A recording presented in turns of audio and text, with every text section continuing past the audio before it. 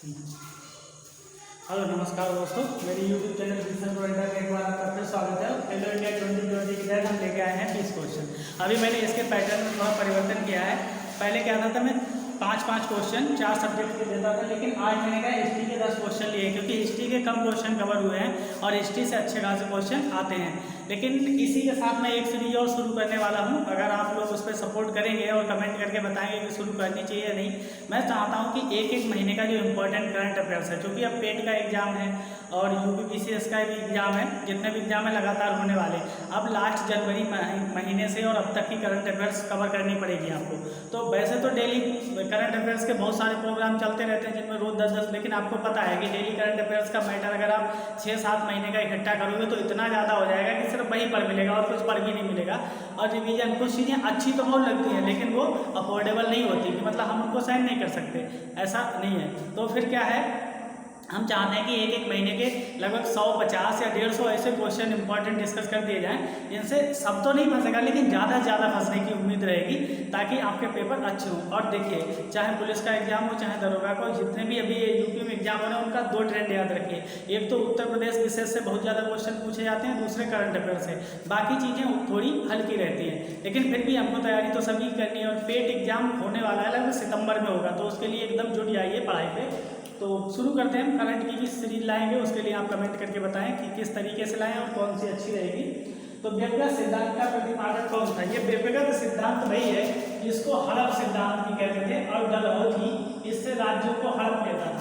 तो व्यक्तिगत सिद्धांत का प्रतिपादक कौन था ये पूछा जाएगा, तो इसका क्वेश्चन हो जाएगा लॉर्ड, आंसर हो जाएगा लॉर्ड डलहौजी, जिसका कार्यकाल 1848 से 1856 तक था। और इसके समय में बहुत से महत्वपूर्ण कार्य भी हुए हैं, उनको भी देखिए। जैसे 1853 में प्रथम रेल चलाई गई मुंबई से ठाणे के बीच, इसी के समय चलाई गई। पोस्ट ऑफिस वाला जो डाक टिकट जारी करने वाला काम था वो भी इसी के समय में हुआ था, और जो टेलीग्राम लाइन थी वो भी इसी के समय बिछाई गई थी। तो इससे और इसके तहत एक क्वेश्चन ये भी बन सकता है कि इस व्यक्तिगत सिद्धांत के तहत सबसे पहला कौन सा राज्य था जिसको इसने हड़प लिया था? तो वो था सतारा महाराष्ट्र क्षेत्र में 1848 में आते ही इसने खाता खोल दिया और इस राज्य को हड़प लिया था। तो पहला राज्य था सतारा। एक क्वेश्चन और पूछा जाता है यहीं से कि 1853, ये डेट आपको याद रखनी है। 1853 में किसका हड़प किया था इसने? झांसी का। तो झांसी की डेट पूछी जाती है खासकर यूपी में, ठीक है। तो झांसी को कब हड़पा था? 1853 में। और एक और क्वेश्चन आता है 1856 में, जो अवध से संबंधित था, अवध का क्षेत्र था। तो अवध को कब हड़पा था इसने? 1856 में। लेकिन अवध को हड़पने पे इसने आरोप क्या लगाया था? कुशासन का आरोप लगाया था। इसने कहा था कि अवध में कुशासन है, इसलिए हम अवध को हड़प रहे हैं। तो यहाँ से ऐसे क्वेश्चन बनते हैं, इसको डेट याद रखिएगा। और अगला क्वेश्चन हम डिस्कस करते हैं। अंग्रेजों की सिंध विजय, ठीक है। सिंध कहाँ है पहले ही जान लें। अंग्रेजों की सिंध विजय के समय गवर्नर जनरल कौन था? तो ये मान लो इधर भारत का नक्शा ऐसे बनाओगे तो इस क्षेत्र पर ध्यान देना है। ये यहाँ से इस क्षेत्र को इधर सिंध बोला जाता था, ठीक है। सिंध प्रांत पंजाब पाकिस्तान में, तो ये सिंध प्रांत। तो ये सिंध प्रांत की विजय के लिए उस समय गवर्नर जनरल कौन था जब अंग्रेजों ने सिंध की विजय की थी? ये क्वेश्चन पूछा जाता है। तो लॉर्ड एलन बरू। और इसकी समय क्या था? किस समय इसका विलय किया गया था? सिंध विलय किया गया था। तो सिंध के विलय की जो डेट थी वो थी 1843। कौन सी डेट थी? 1843। इसको याद रखिएगा, ठीक है। 1843 याद रखिए और लॉर्ड एलन बरू याद रखिएगा। अगला विधवा पुनर्विवाह अधिनियम 1856। विधवा पुनर्विवाह अधिनियम 1856। 2 अधिनियम बहुत इंपॉर्टेंट, एक विधवा पुनर्विवाह अधिनियम 1856, दूसरा सती प्रथा निषेध अधिनियम 1829। तो दोनों किसके समय में पास हुए ये भी पूछा जाता है। इसमें किसका योगदान रहा ये भी पूछा जाता है। पिछला वाला हम पिछले वीडियो में डिस्कस कर चुके हैं, इसके बारे में हम बताएंगे। तो विधवा पुनर्विवाह अधिनियम किसके समय? के समय गवर्नर जनरल कौन था? तो इसके समय गवर्नर जनरल था लॉर्ड कैनिंग। कौन था? Lord Canning. थोड़ा इसके बारे में बताते हैं आपको कि लॉर्ड कैनिंग कब था। तो ये 1856 है दोस्तों। 1857 में 1857 की क्रांति हुई थी, तो उस समय भी लॉर्ड कैनिंग ही गवर्नर जनरल था। और इस अधिनियम को पास कराने में जो सबसे बड़ा हाथ था वो भारतीय थे, ईश्वर चंद विद्यासागर। तो ये भी आपसे क्वेश्चन पूछा जा सकता है कि वो कौन से भारतीय थे जिनका महत्वपूर्ण योगदान था विधवा पुनर्विवाह विवाह अधिनियम को पास कराने में। अगला है नवंबर 1858, मतलब 1857 की क्रांति के बाद महारानी की घोषणा पत्र कहाँ पढ़ा गया। ठीक है, तो ये महारानी पहली बार कौन थी उस समय, ये क्वेश्चन ये पूछा जाता है। पत्र कहाँ पढ़ा गया उनका, ये पूछा जाता है। उससे क्या क्या प्रावधान हुए, ये पूछा जाता है।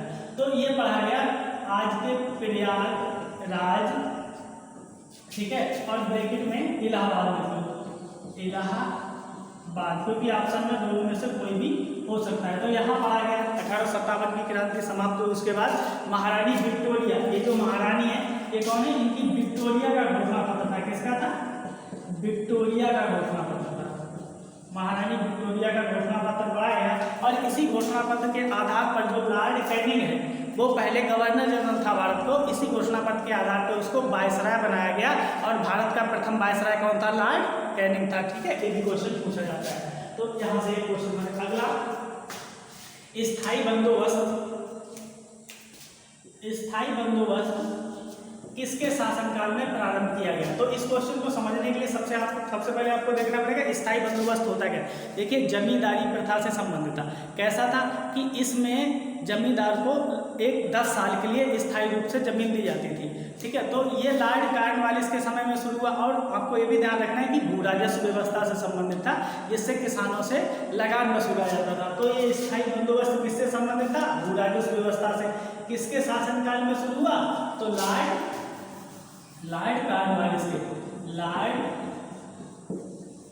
कॉर्नवालिस।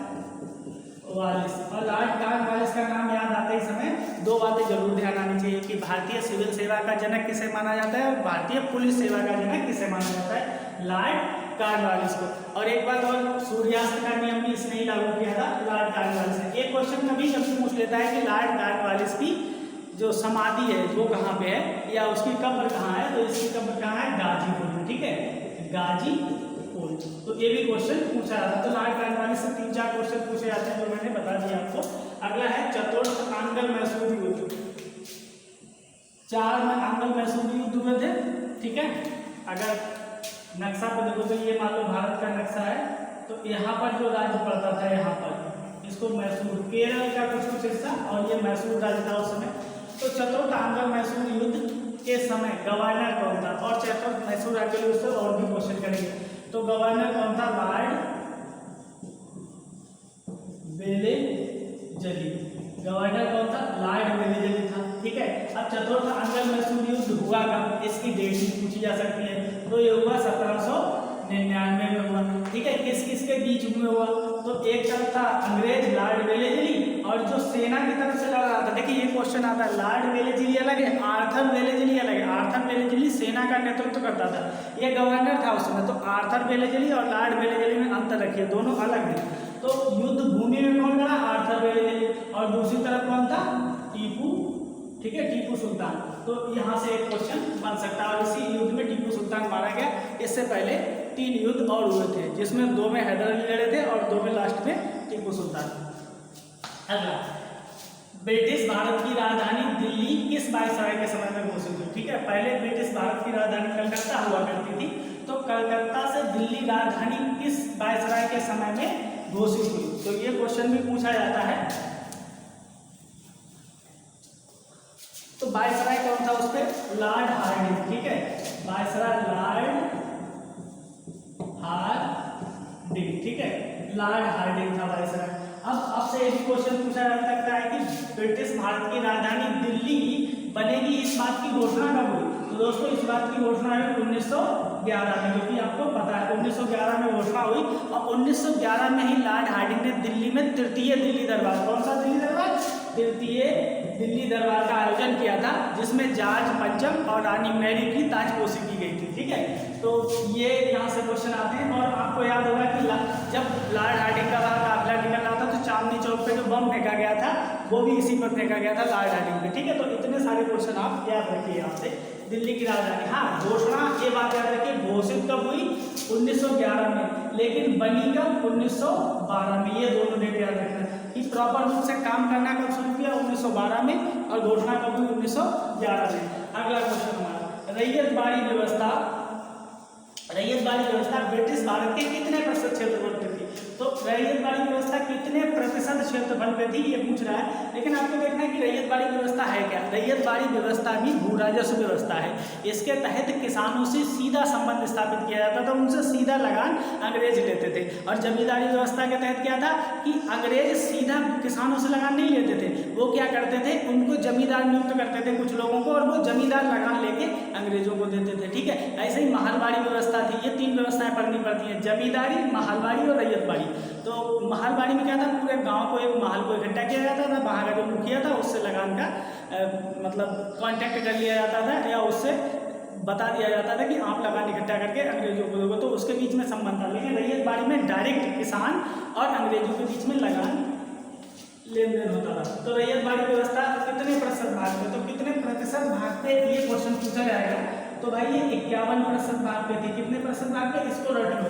मैं आपको एक सूत्र बता देता हूँ, जमींदारी में छोटा छोटा, जमींदारी, महलवाड़ी और रैयतवाड़ी, इन तीनों का परसेंट याद रखिए। जमींदारी 19% भाग पर थी, महलवाड़ी 31% भाग पर थी, सॉरी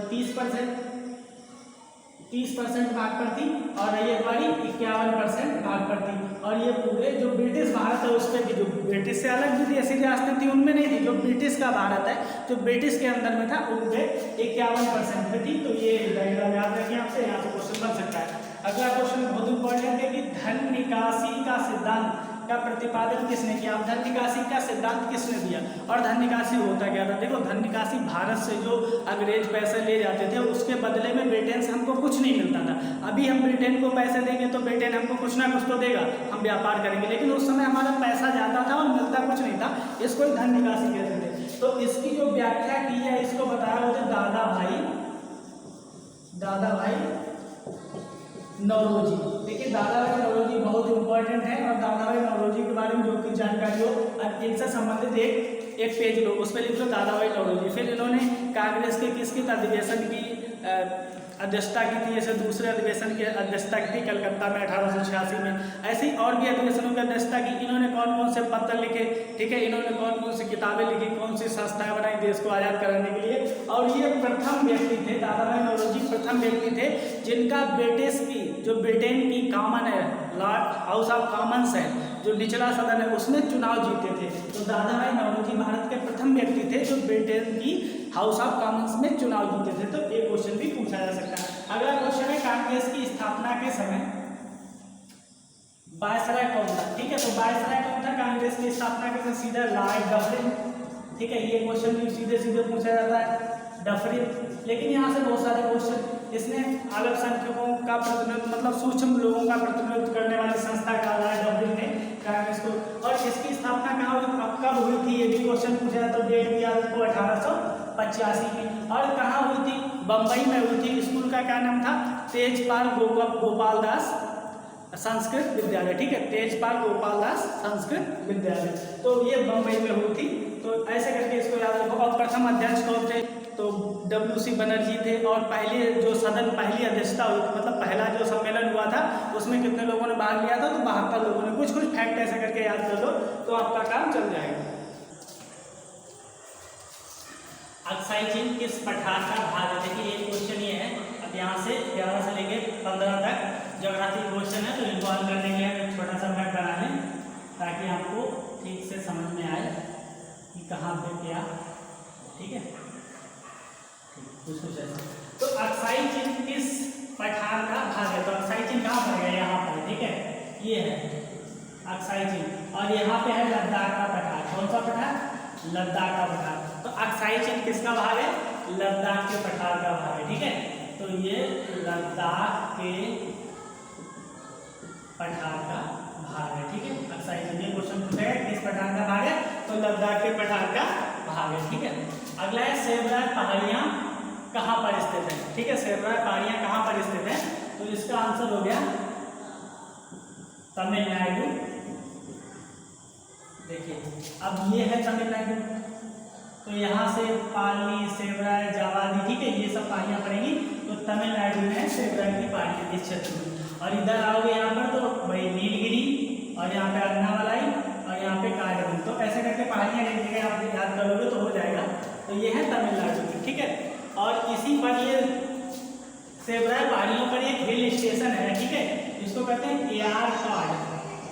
यारकाड, ठीक है। यारकाड क्या है? एक हिल स्टेशन है। हिल स्टेशन का मतलब पहाड़ के ऊपर ऐसा स्थल जहाँ पर घूमने जाते हैं, पर्यटन की व्यवस्था होती है, तो हिल स्टेशन कहते हैं। ये किन पहाड़ियों पर है? तो सेबराय, ये याद रखिए, ठीक है।